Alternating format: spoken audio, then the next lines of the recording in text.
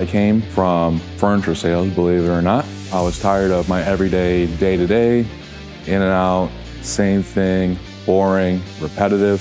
I completed the HVAC program in 9 months. I don't really like a whole lot of bookwork.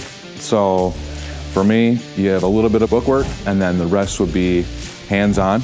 They teach you what you need to know in the field, broken down section by section. That way you can kind of grab a grasp on everything that you'll need to know when you're going into the field.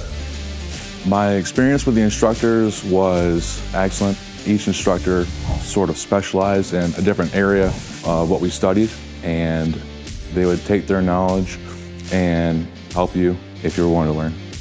The transition from school to the workplace was fairly smooth. Everything that I learned in school had prepped me for the job that I do now and helped me out a lot.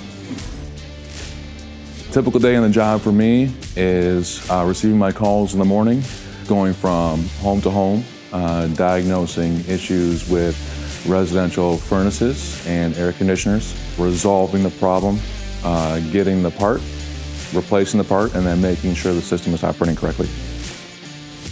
I love it because of the hands-on, also different day-to-day instead of same old repetitive.